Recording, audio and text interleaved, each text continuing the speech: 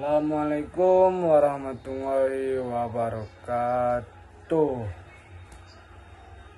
Izinkan saya memperkenalkan diri. Nama Fajar Fadli, NIM 1123083. Yaitu saya akan judul materinya ini yaitu tentang strategi melarang budaya pacaran.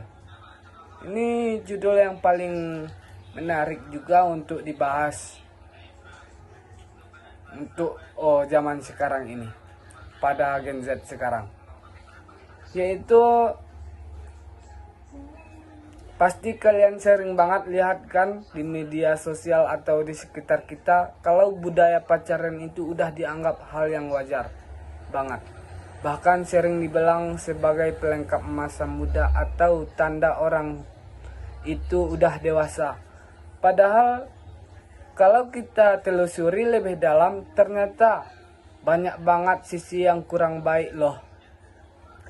Di dalam ajaran Islam, hubungan laki-laki dan perempuan yang bukan mahram punya aturan mainnya sendiri yang sangat indah, menjaga harga diri kita. Nah, tugas kali ini saya bakal bahas tuntas gimana cara menyampaikan pesan ini, melarang budaya pacaran yang salah tapi dengan cara yang asik, gak mengaruhi, dan pastinya menyambung banget sama anak muda zaman sekarang yaitu Gen Z. Yuk kita bedah satu-satu per satu strateginya. Yaitu yang ke satu yaitu ubah cara pandang, bukan cuma dilarang tapi dijaga. Pertama dan paling utama nih guys, kalau kita ngomongnya cuman jangan pacaran itu dosa, biasanya reaksinya bakal paling larangan doang, masa sih? Atau malah penafsiran pengen nyoba. Nah, strategi kita ubah total nih gayanya. Kita ganti narasinya jadi Islam itu sayang banget sama kamu, makanya hubungan kamu dijaga dan dihargai banget loh. Kayak penyampaiannya itu bilang gini aja, tahu nggak sih Islam itu sebenarnya lagi nyimpan kamu dari hal-hal yang nyakitin hati loh. Pacaran itu sering banget bikin sakit hati, kecewa, buang-buang waktu, dan malah bikin kita jauh dari Allah. Nah, Allah melarang itu bukan buat nyusahin, tapi biar kamu dapat yang terbaik, biar harga diri kamu tinggi, hubungan kamu kelak jadi berkah sampai surga. Keren kan, Tuhan kita sayang banget sama kita, sampai ngatur gini detailnya. Intinya, jual nilai positifnya bukan cuma larangannya. Bilang kalau status jomblo itu bukan aib, tapi masa paling indah buat berkembang dan memastikan diri. Yang kedua itu yaitu fakta pacaran sering bikin zona nyaman tapi isinya tipu-tipu. Gen Z itu orangnya logis dan kritis banget. Mereka bakal percaya kalau ada bukti nyata. Nah, kita bahas dampak buruk pacaran pakai bahasa sehari-hari yang mereka rasain sendiri. Gak perlu bahas dosa di awal, bahas dulu kerugiannya di dunia, nanti hati bakal nyampe sendiri. Poin pembahasannya itu, coba lihat sekeliling Anda. Berapa sih persen orang pacaran dari SMA terus sampai nikah? Sedikit banget kan? Ujung-ujungnya putus, nangis, belajar, galau, masa depan jadi berantakan. Itu namanya investasi rugi besar, bro. Pacaran itu sering kita bikin lupa waktu, lupa belajar. Ibadah itu belum lagi godaannya, katanya sayang tapi nyuruh lakuin hal yang merugikan diri sendiri sampai hamil. Itu namanya maksiat banget. Aduh. Itu namanya bukan sayang tapi merugikan masa depan yang curam.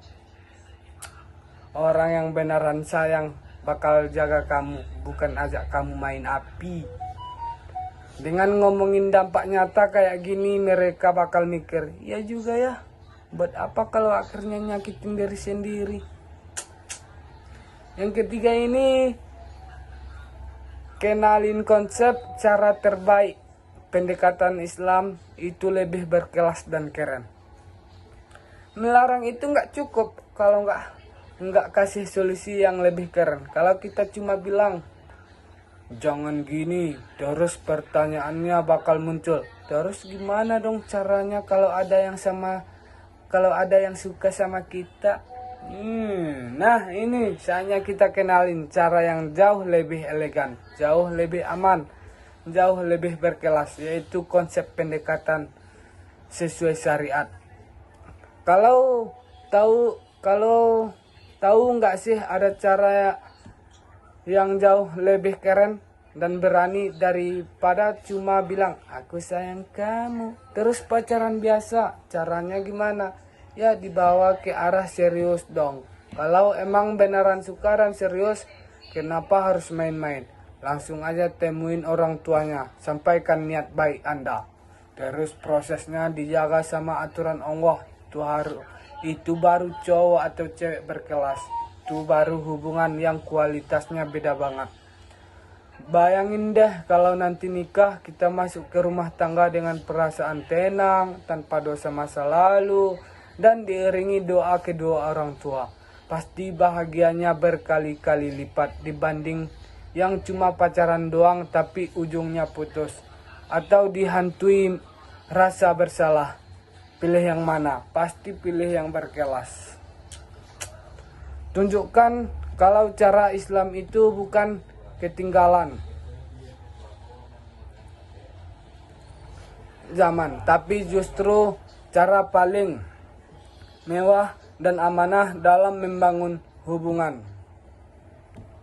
Yang keempat ini, bahas masalah batasan dan zona bahaya pakai bahasa santai aja kita ini.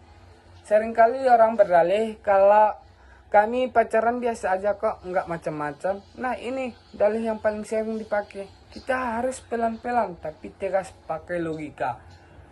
Contoh penyampaiannya ini, kita manusia biasa, punya hati dan perasaan. Nah Islam itu udah ngasih garis batas yang jelas banget supaya kita nggak jatuh ke lubang yang sama. Namanya aja pintu-pintu kemaksiatan. Kalau pintunya udah dibuka dikit aja, susah banget nahan biar nggak masuk lebih dalam. Makanya mending pintunya ditutup rapat dari awal biar aman sentosa. Kata siapa dekat harus pacaran? Teman lawan jenis itu boleh banget, tapi tetap ada batasan, ada adab, dan nggak berlebihan. Jaga jarak itu tanda kedewasaan. Semakin kita bisa jaga diri, semakin tinggi nilai di mata Allah dan di mata orang yang tepat. Bahwa menjaga diri itu bukan hal yang memalukan, tapi justru bukti kalau kita orang yang punya harga diri tinggi dan tahu mana yang baik dan yang mana yang buruk. Yang kelima ini, bangunan komunitas positif, jomblo bahagia dan produktif. Salah satu alasan utama anak muda pacaran itu karena merasa kesepian. Pengen ada yang nemanin karena kesepian, atau ikutan tren teman sebaya. Nah, strategi kita putar arah nih. Kita bikin tren baru, jomblo bahagia, jomblo produktif, dan jomblo berkualitas. Anjay. Caranya sering-sering bahas kelebihan masa jomblo. Wah, jomblo itu masa emas loh. Emas 45. Waktunya bebas buat membangun bakat, rajin ibadah, berbakti sama orang tua, dan capai mimpi-mimpi kamu. Pas udah ada pasangan nanti, waktunya bakal terbagi banyak. Jadi nikmati dulu masa paling bebas ini buat jadi versi terbaik dari kamu. Contohnya itu tokoh atau orang sukses yang produktif dan bahagia tanpa harus punya pacar. Ajak mereka gabung di kegiatan positif, organisasi atau komunitas yang bikin mereka sibuk dengan hal yang bermanfaat. Jadi nggak ada waktu buat mikirin hal yang gak perlu. Kalau mereka udah nyaman dan bahagia sama dunianya sendiri, udah punya tujuan hidup yang jelas, budaya pacaran yang kosong maknanya bakal ditinggalin sendiri. Intinya pesan saya yaitu tunjukkan bahwa Islam datang untuk memuliakan manusia, termasuk dalam urusan perasaan dan hubungan. Pacaran yang tidak sesuai aturan itu cuma bikin rugi hati, waktu dan pahala. Sementara kalau kita sabar, jaga diri dan jamin cara yang Allah ridhoi, nanti kita bakal dapat yang jauh lebih indah, yang jauh lebih bahagia, dan pastinya berlangsung sampai surganya. Mengajak ke dalam kebaikan itu memang tantangan, tapi kalau caranya pas, pesanannya bakal nempel banget di hati. Jadi agen perubahan dan menyebarkan pemahaman agama dengan cara paling yang keren dan menyenangkan. Sekian dari materi yang saya sampaikan ini, semoga bermanfaat para penonton. Sekian dan terima kasih. Saya sebagai Fajar Fadli mengundurkan diri. Wassalamualaikum warahmatullahi wabarakatuh.